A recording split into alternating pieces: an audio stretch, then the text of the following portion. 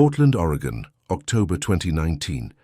The hospice room always smelled the same, antiseptic, bleach, and underneath that suppressed but never fully gone scent, death. From my grandfather's room you could see Portland's autumn landscape through the window. Crimson leaves falling slowly. Grey sky. Rain every day that October. Monotonous, soothing, sad. He was 87 years old. Cancer. He'd fought it for 15 years. Surgeries, chemotherapy, radiation, again and again. But this time was different. This time it had spread everywhere. Bones, liver, lungs. Doctors said 2 weeks, maybe 3. I visited every day. Mornings, evenings. Sometimes I just sat, held his hand. Didn't speak. He didn't speak either. Just looked out the window, watched the rain. Everyone in the neighborhood loved him. Perfect man, they'd say. Active in the church community. Every Sunday without fail. Donated to charities. Mowed neighbors' lawns. Cleared sidewalks when it snowed. Always helped when asked. I loved him too. As a kid I treasured staying at his house. He'd show me old photos. From the 1950s. Military duty. Pictures of him dancing with grandma. They were young, happy. Looking at those photos I'd always think, this is real love. But there was a period he never talked about. The 1960s, the 1970s. Those years were like they never existed. A void. When I asked, he'd say, I don't remember. But you could tell from his eyes he remembered. He remembered everything, he just didn't want to say. Everyone in the family accepted this as a sign of respect. Maybe those were hard years. Maybe he doesn't want to talk. Nobody pushed. I didn't push either. Until that day. It was Saturday, October 12th. Early morning. Portland hadn't woken up yet. Streets were silent. Rain drizzled lightly. When I arrived at hospice, the nurse was waiting at the door. She was young. Her eyes were tired. Today's different, she said. There was something in her voice. Worry, fear. What do you mean? He's awake. Very awake. And he wants to talk. With you. Only you. I went inside. The room was darker than usual. Curtains drawn. The only light was pale daylight seeping through the window. Grandfather was sitting up in bed, his back against pillows, eyes open, looking at the window. Rain pattered against the glass. I sat beside him, held his hand. His skin was like thin paper. Cold, veins protruded like purple lines. Bones felt prominent, like I was holding a skeleton's hand. Long silence, only the sound of rain. Tick, tick, tick. Monotonous, measured, like it would last forever. Then he spoke. His voice was a whisper, throat dry. Every word hurt. Son. I'm here, Grandpa. I need to tell you something. My heart raced. The tone was different, serious, afraid. I'd never seen Grandfather this scared in my life. I waited. Didn't force him to speak. Let's read style. Sometimes silence is more powerful than words. I wasn't a good man. I squeezed his hand. Grandpa? No. His voice hardened for the first time. Don't speak. Just listen, because my time is short, and I need to say this. Someone needs to know. I fell silent. The rain intensified. The window was loud now, like nature itself was listening, bearing witness. The 1960s, during those years, I did terrible things, unforgivable things. He took a breath, struggling. Each breath was pain, agony. I killed people. The words hung in the air, heavy, thick, suffocating. The room's atmosphere changed, like something had broken, something irreversible. Many people, and nobody knows, but you need to know. Your family needs to know. His hands trembled, his eyes filled. An old man, 87 years old, on his deathbed, fragile as a child. Tell me. My voice was flat, emotionless. I was in shock but didn't show it, and he told me, slowly, pausing, gathering memories, choosing words, each word weighing down on him. It was summer 1961. Portland was hot that summer, record-breaking temperatures. People complained about the oppressive heat. Grandfather was 29 years old, freshly returned from Korea. War had changed him, like the other soldiers. He had nightmares at night, restless during the day, but he told no one. Back then, men didn't talk about such things. They just bottled it up and lived. He was looking for work, something, anything. He needed money. He was thinking about marriage. With Grandma, he had dreams, a house, children, a normal life. He applied to a construction company. The owner was a man named Tony Marconi, Italian immigrant, rich, had connections in the city, politicians, cops, businessmen. Tony hired him, gave no reason, just said, "Work, don't ask questions." Grandfather worked hard, started at 6 a.m., finished at 8 p.m., sometimes late into the night, but he didn't complain. He needed the money. A year passed. He got promoted, became foreman, made good money, married Grandma. They rented a small house. Life was good, normal, peaceful. But in 1964, something changed. Something broke. Tony called him to his office. Late at night. Office was empty. Just the two of them. Tony put an envelope on the desk. Inside was money. Lots of money. Grandfather had never seen that much money in his life. "I trust you," Tony said, voice low, serious. "There's a special job. If you accept, this money is yours, and more will come." Grandfather looked at the envelope, then at Tony. "What do I need to do?" Tony wrote an address, on paper, old, worn. "Go here, tomorrow night. You'll see a warehouse. Guard it. Don't let anyone in. Nobody should see. That simple." "What's inside?" Tony smiled, a cold smile. "Don't ask. Just do your job." That night when Grandfather went home, he couldn't sleep. Grandma noticed. "What's wrong?" she said. "Nothing," Grandfather said. "Just tired." He told his first lie that night. It wouldn't be his last. The next night he went to the warehouse. It was outside the city, wooded area. Road was rough, dark, no moon. The warehouse was an old building, wood, rotted exterior. But inside was different, new, clean, organized. There were boxes, hundreds of boxes, wrapped in brown packing paper, carefully stacked. He opened a box. Inside was white powder, in plastic bags, tightly sealed, heroin. In that moment he understood. Tony was a drug smuggler, and Grandfather was now part of it.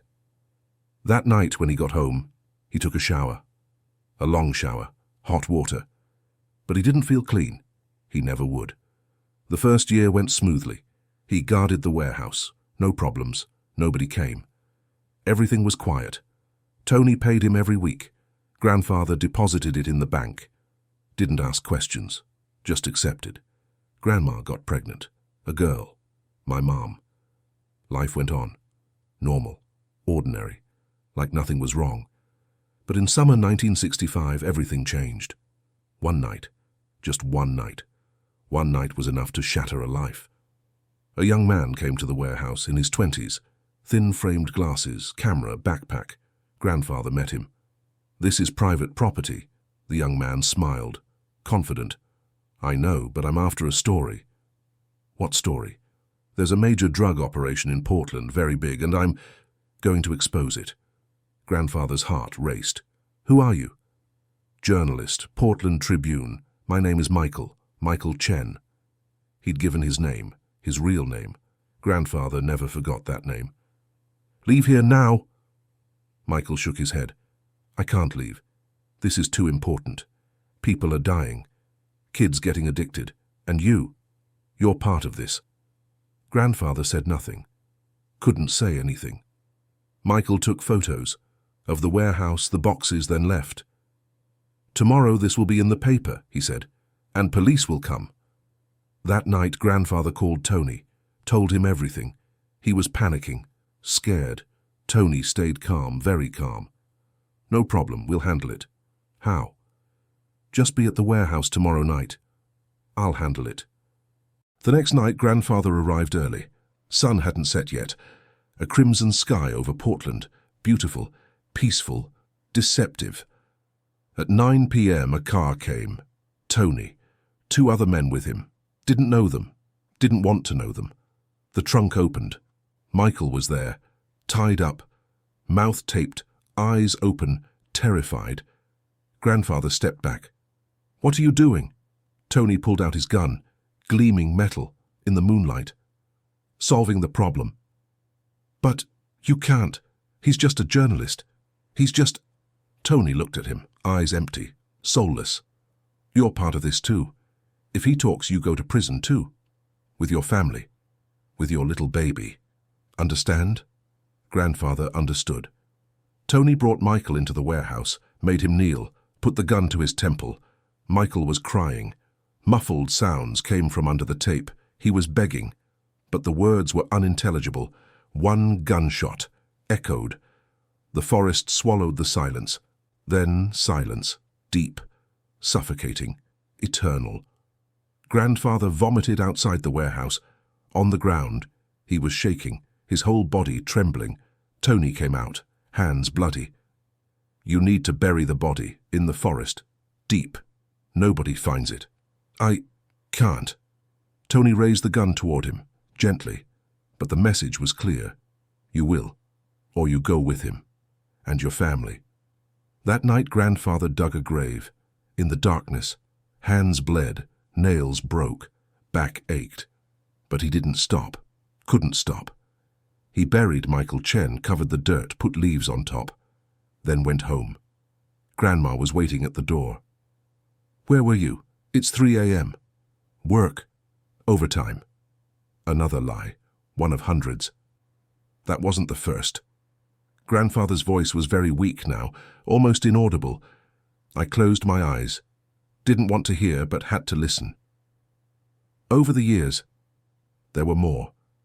Tony would call every time.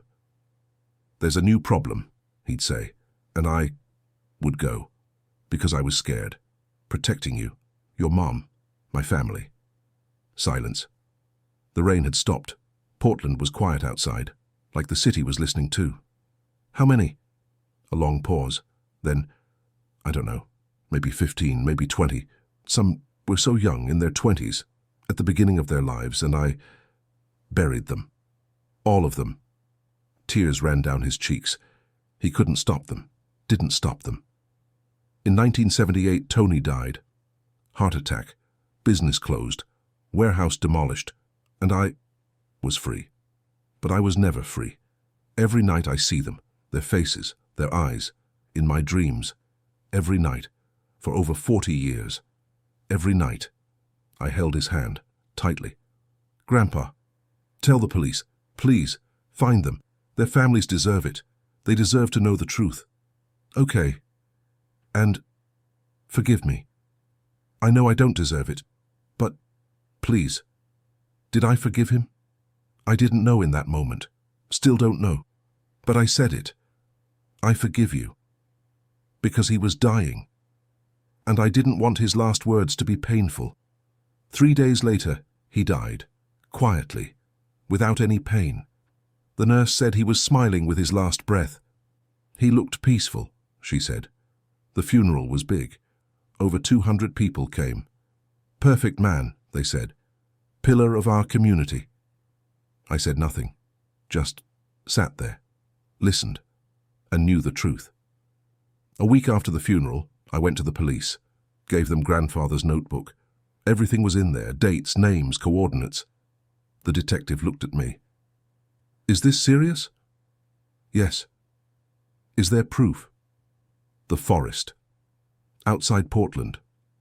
20 miles west. The old warehouse was demolished, but the foundation is still there. 100 meters north from there, you'll find them there. Excavations began. Took a week. Police, forensic teams, dogs. They found 17 bodies between 1965 and 1978. Some skeletal, some still recognizable. Michael Chen was among them. 53 years later. Returned to his family. News spread everywhere. National media. Portland's dark secret. Drug smuggling. Murders. Buried bodies. And Grandfather. Perfect man. Now remembered as a monster. His grave was vandalized. Graffiti. Murderer was written. Burn in hell. The headstone was broken. Someone smashed it with a hammer. The church refused to memorialize him. He wasn't one of us, they said. Neighbors pretended not to know me. When we met on the street, they turned their heads. My family fell apart. Mom won't talk to me. Why did you tell, she says. He was already dead. You should have let it be. Maybe she's right. I don't know. But what I do know, 17 families now know the truth. 17 families can bury their loved ones, find peace. Was there a cost? Yes. But was it worth paying? I still don't know the answer.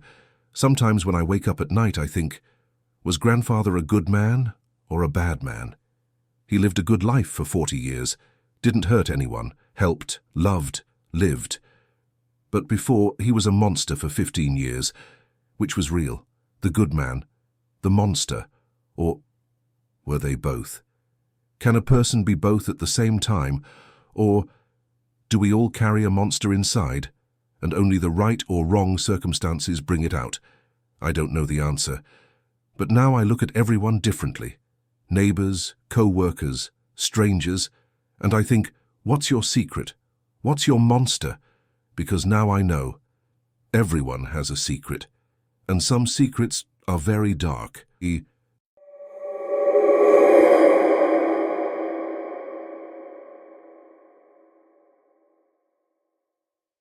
Charleston, South Carolina, June 2021. My grandmother's house always smelled like old books, paper, ink, time, and underneath, very faint lavender. Grandmother's perfume. The only perfume she'd used for years. She'd lived in the same house for over 50 years, in Charleston's historic district. It was a beautiful house, old. From the 1800s, hardwood floors, high ceilings, wide windows. Every room was filled with memories, old furniture, antique lamps, family photos on the walls, all yellowed, all faded. But grandmother never took any down. When she died in March 2021, she was 89 years old, went in her sleep. The nurse found her in the morning, in bed, peaceful, smiling. It was a good death, the nurse said. She didn't suffer. The funeral was small, just family, a few neighbors. Most of grandmother's friends had already died, the pain of aging, losing your friends one by one. After the funeral, we needed to clean the house. Mom, my aunt, and me. It was a big job. 50 years of life, 50 years of belongings. It was early June. Charleston was hot. Humidity at 90%. Breathing was difficult. The first week we cleaned the downstairs. Living room, kitchen, dining room. Everything old but maintained. Grandmother was an organized woman. The second week we cleaned upstairs. Bedrooms, bathroom. Everything progressed slowly. Every item was a memory. Every box a story. The third week we went up to the attic, the hardest part. Nobody had been up there in years, not even grandmother. The attic was narrow and low, low ceiling, dark, just one bulb, weak, yellowish light, shadows everywhere. The heat was unbearable. Must have been 40 degrees, maybe more. Air wasn't moving, suffocating. Let's finish this quickly, Mom said, sweat running down her face. The attic was full of boxes, old clothes, broken furniture, unused dish sets, stacks of newspapers. In the corner, something covered with a dust cloth. Large, rectangular. I lifted the cloth. Dust flew in the air. I coughed. Underneath was an old chest, wood, dark brown, heavy, brass corners, brass lock. "What's this?" I said. Mom approached, looked at the chest. "I've never seen this before." My aunt came too. Me neither. I tried the lock. Locked. Solid. "Where's the key?" Nobody knew. We'd searched grandmother's belongings, but never saw such a key. "Let's break it," my aunt said. We went downstairs, looked for tools, found a screwdriver. Old, rusty. We forced the lock. It was hard. Metal was resistant, but finally it cracked. Broke. I opened the chest. Inside were photos, hundreds of photos, maybe thousands, disorganized, mixed, like someone had hastily filled it. Old photos, 1950s, 60s, 70s, black and white, some color but faded. We recognized grandmother when she was young. In her 20s, she was beautiful, black hair, green eyes, pale skin. But most photos were of people we didn't know. Strangers, faces we'd never seen. "Who are these?" my aunt said. Nobody could answer. I kept looking. More photos, more strangers. Then at the very bottom I found a small envelope. White. Old, edges yellowed, nothing written on it. I opened it. Inside was a single photo. A wedding photo. It was large, professional, black and white but quality, clear. A bride, a groom taken in a church, an old church, wooden pews, stained glass windows, sunlight filtering through. The bride wore a white dress, long, lace details, beautiful. The groom wore a suit, dark, handsome. Both were smiling, looked happy, really happy. I looked at the bride's face, familiar, very familiar. "Is this grandmother?" Mom took the photo, examined it. Her face changed, color drained. "It can't be." "What do you mean it can't be?" She didn't answer, just stared at the photo, her hands trembling. My aunt took the photo. "This is grandmother. Definitely her." "But how?" I said. "Grandmother got married in 1969, to Grandpa, to Robert Williams. But this photo—" I turned the photo over. On the back was writing, old ink, faded but still readable, silence, deep, heavy. "Who's Thomas?" Mum shook her head. "I don't know." "Did grandmother ever mention him?"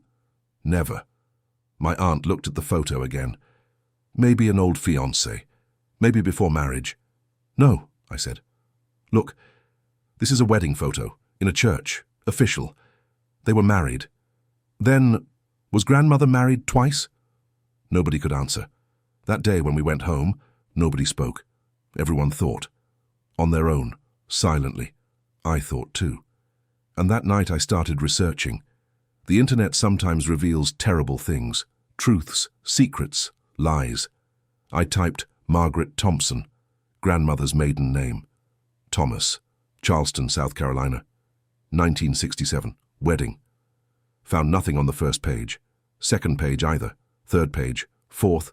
Then on the fifth page. A link. Old newspaper archive. Charleston Post and Courier. March 1968. I clicked. Loaded slowly. Old scanner page. Black and white. Pixelated. The headline appeared. My heart stopped. Then beat again. Very fast. I read the article. Slowly. Every word. Charleston, SC, Margaret Thompson, 24, was reported missing Tuesday. Thompson disappeared after her husband, Thomas Richardson, was found dead in their home last week. Police are treating Richardson's death as suspicious.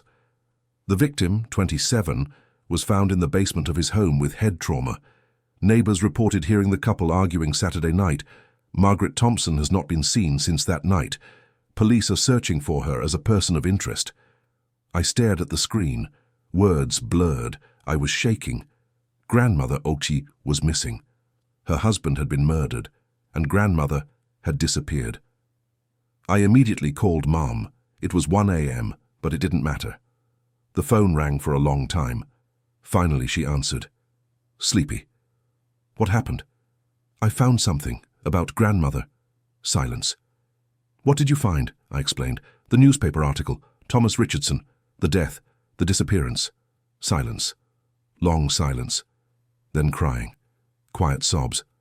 "Mum, this can't be real." "But it is. The newspaper is real.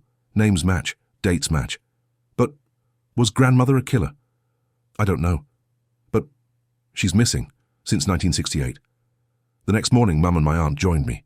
We researched together.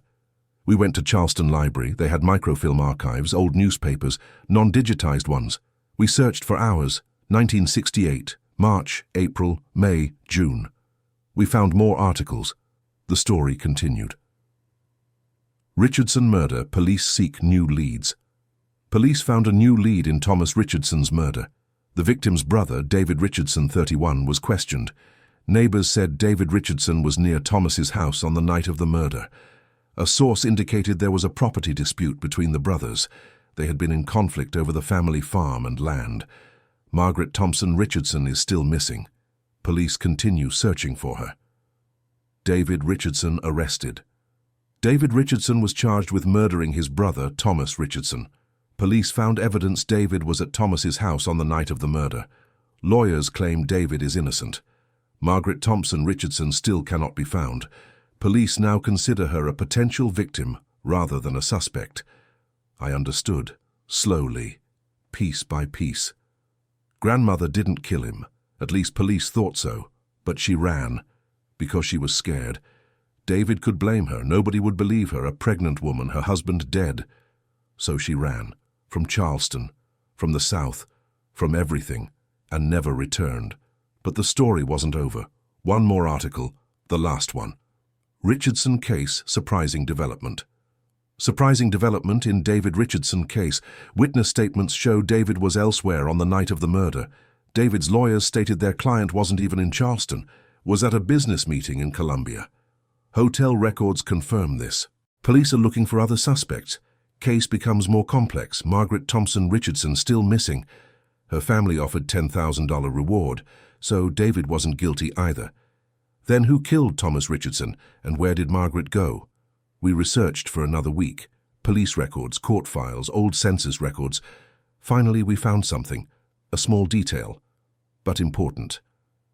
Margaret Thompson Richardson's family issued a death certificate in 1970 with presumed death status because she'd been missing for 2 years. No trace. But we knew the truth. Margaret Thompson Richardson didn't die. She appeared in Georgia in 1969 with a new name, Margaret Williams, with fake documents, a new identity. She met Grandpa, Robert Williams. He was a good man, kind, didn't ask questions. They got married, had children, never returned to Charleston. For 50 years, nobody knew the truth. I went to Charleston. It was August. Weather was hot, humid, suffocating. I went to Magnolia Cemetery, old cemetery, from the 1800s, big oak trees, Spanish moss, quiet, peaceful. I found Thomas Richardson's grave. Simple stone, I left flowers, white roses, fresh. I'm sorry, I said. Nobody knew the truth for 50 years, but now we know. I looked at the grave next to it, empty. But there was a stone. Her family had made her a grave. Symbolic, hope, waiting.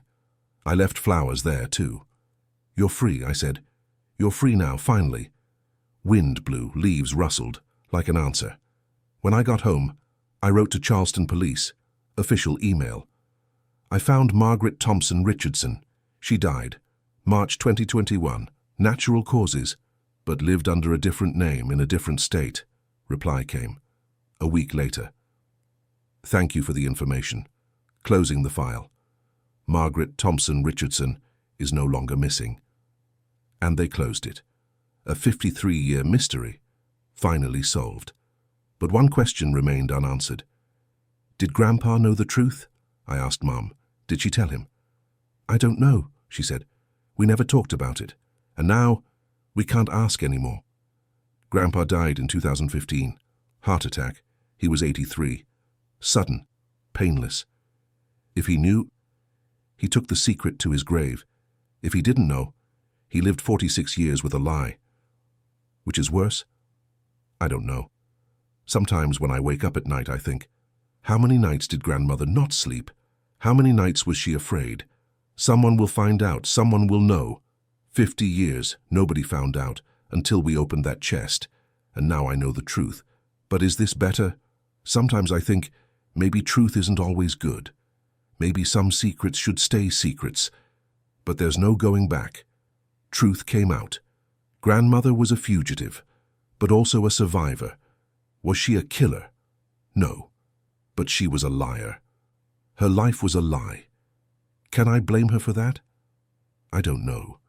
Because sometimes you have to lie to survive, and sometimes your only choice is to run. Grandmother ran and hid for 50 years.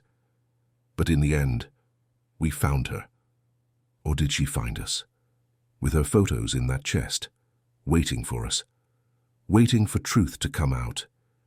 Maybe that's what she wanted, before she died. For truth to be known, to be forgiven. Or maybe she just didn't want to be forgotten. Forgotten as Margaret Thompson Richardson. I don't know anymore. But I know one thing. Every family has a secret. And sometimes, those secrets are buried in the ground. Would you open the chest to learn the truth? Or is it better not to know?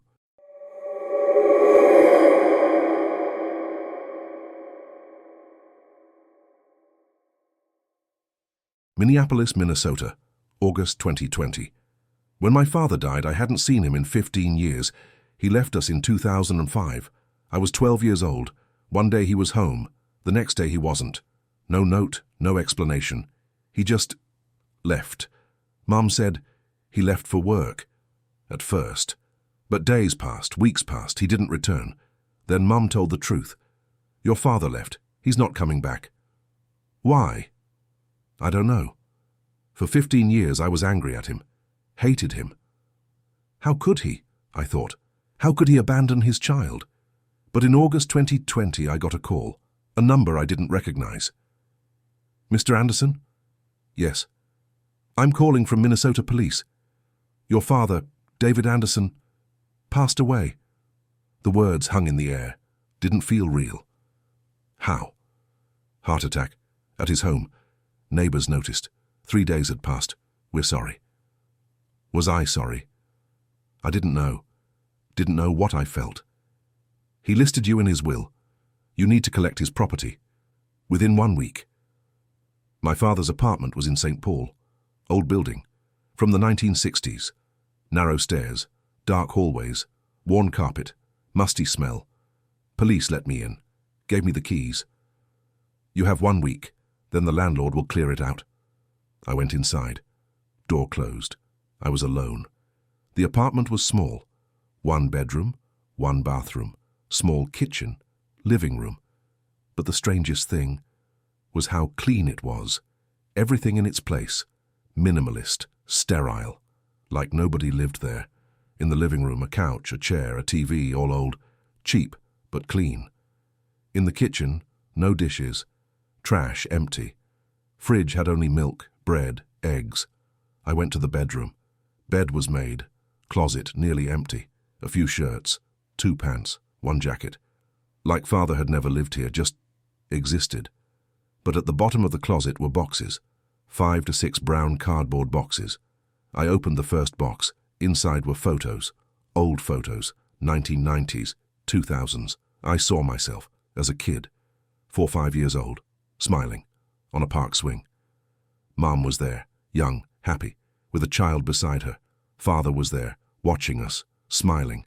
My eyes filled. I didn't remember these moments, but the photos were there. Proof. We were happy once. I opened the second box. More photos. Birthdays, vacations, Christmas mornings. Father was in every photo. Always there, always smiling. Why did he leave? I thought. If he loved us, why did he abandon us? I opened the third box. I froze.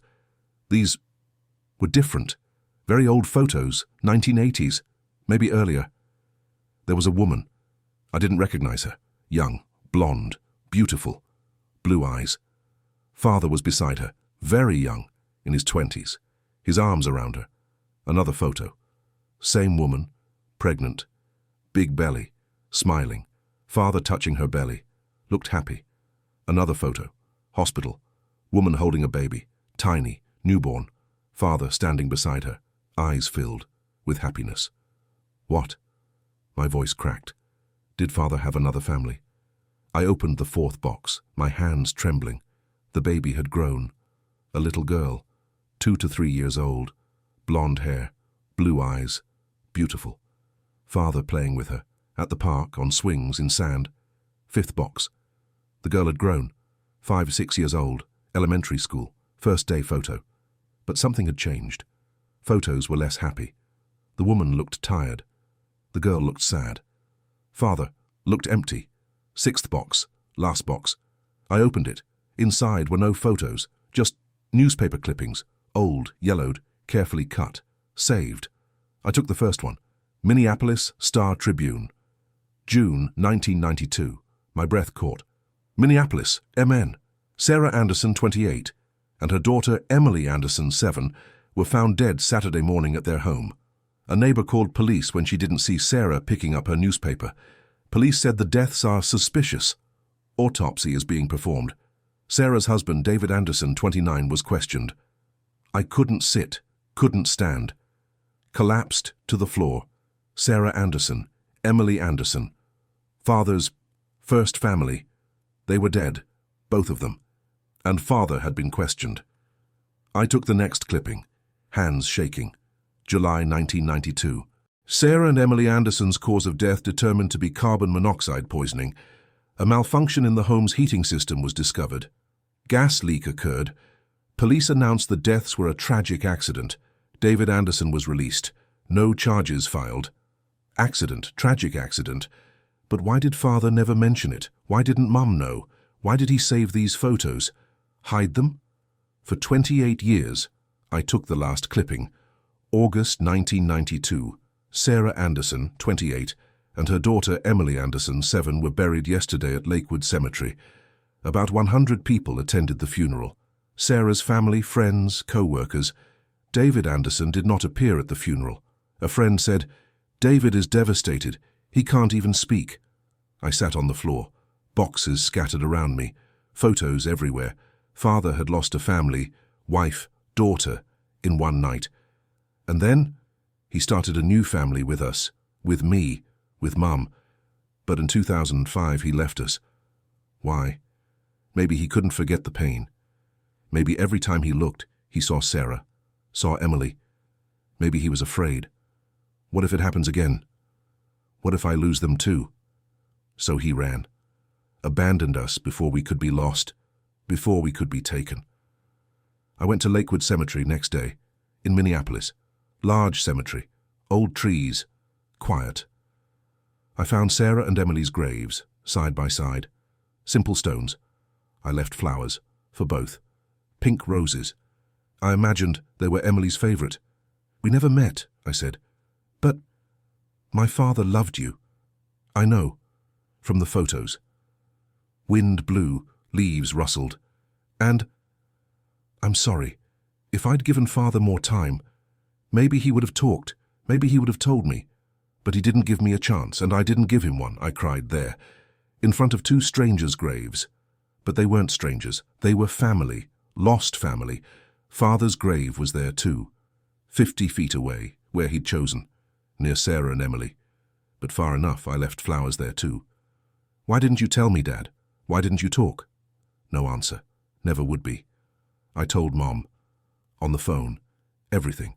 Sarah, Emily, the photos. Silence, long silence. Then, I never knew. "Did you know anything?" "No, nothing. Your father never talked about his past.